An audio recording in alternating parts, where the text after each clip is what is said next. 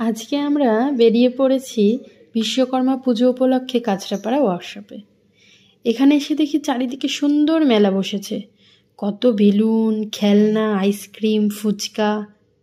এই মেলাতে প্রচুর ভিড় হয়েছিল, অনেক লোকজন এসেছিল।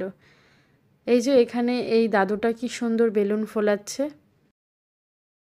কি ভালো লাগছে না দেখতে। এই রং বেরঙের বেলুনগুলো খুব সুন্দর। ছোটবেলায় আমরা বেলুন নিয়ে কত খেলেছি, কত মজা করেছি। এই দেখুন, এই জেঠুটা একটা ঝুনঝুনি বাজাতে বাজাতে নিয়ে যাচ্ছে। আমার ছেলে একটু বড় হলেই এগুলোর জন্য বায়না করবে। এখানে বেশি সময় নষ্ট না করে চলে গেলাম ওয়ার্কশপের ভেতরে।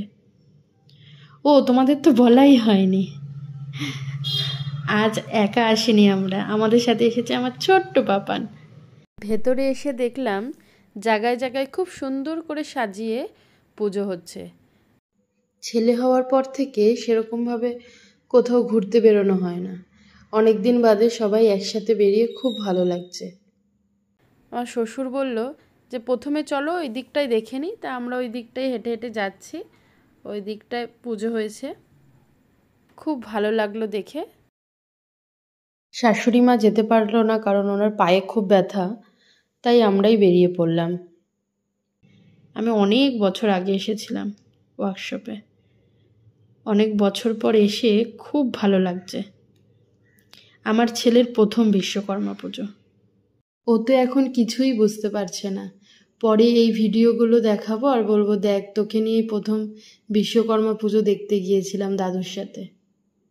শ্বশুর বলল, এই ছাতাটা একটু ধরো আর দাদুভাইকে দাও, কিছু ছবি তুলে নিই। ভাগ্যিস ছাতাটা নিয়ে এসেছিলাম। কিছুক্ষণ বাদে বাদেই আচমকা বৃষ্টি নেমে যাচ্ছে, আবার কমে যাচ্ছে। তাই ভাবছি ছাতাটা না আনলে কি হতো।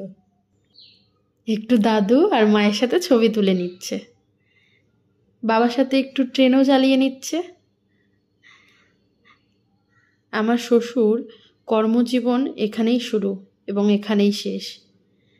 ছেলে এই গাড়িতে উঠে খুব মজা পেয়েছিল, কিছুতেই নামতে চাইছে না, তাই ছেলে আর তার বাবা মিলে কিছুক্ষণ গাড়িতে বসে মজা করে নিল।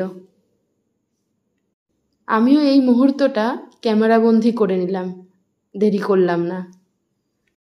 ওয়ার্কশপের যেই দিকেই চোখ যাচ্ছে চারিদিকে শুধু যন্ত্রপাতিই দেখা যাচ্ছে, ট্রেনের নানা রকম যন্ত্রপাতি। শ্বশুর আমাকে আর আমার বরকে বোঝাচ্ছিল কিভাবে ট্রেনের চাকা লাগানো হয়, সেটা কিভাবে ঘোরে, আমার নানান কিছু, অনেক কিছু, আরও অনেক কিছু, কোনটা কি, এটা কোন জিনিস আমি ভুলেও গেছি। হ্যাঁ, খুব সুন্দর করে বোঝাচ্ছিল আর আমার ছেলেও সেগুলো মন দিয়ে খুব শুনছিল। ঘুরতে ঘুরতে হঠাৎ চোখে পড়ল এক জায়গায় খিচুড়ি দিচ্ছে, আর দেরি না করে চলে গেলাম খিচুড়ি নিতে। মন ভরে খিচুড়ি খেয়ে হাত মুখ ধুয়ে নিলাম। তারপর ছেলে ঘুরতে ঘুরতে ঘুমিয়ে পড়ল। তারপর কিছু কেনাকাটা করতে চলে গেলাম প্যান্টালুন্সে। ভেতরে ঢুকতেই এত আলো দেখে ছেলে খুব খুশি হয়েছিল, চারিদিকে বড় বড় চোখ করে দেখছিল। আর আমিও সেই মুহূর্তে কিছু ড্রেস দেখে নিচ্ছিলাম। তারপরে আমার শ্বশুরের সাথে ও যখন ঘুরছিল, ও বারবার করে নানান জামা টেনে টেনে দেখছিল, বড়দের জামা, ওর কি হয় সেগুলো। আমি বলছি তোর এগুলো হবে না, ও তারপরেও ওইগুলো টেনে টেনে ও নেবেই, কিছুতেই ছাড়বে না, এরকম দুষ্টুমি শুরু করেছিল। ছেলে আবার ঘুম থেকে উঠে দুষ্টুমি শুরু করে দিয়েছে। কেনাকাটা কমপ্লিট করে যখন আমার বর পেমেন্ট করছে, এইদিকে আমার ছেলে আমার কানের দুলটা নিয়ে খেলছে। উমা, খেলতে খেলতে টেনে ছিঁড়েই দিল কানের চেরিটা। তারপর কি, তারপর বাড়ি চলে আসলাম।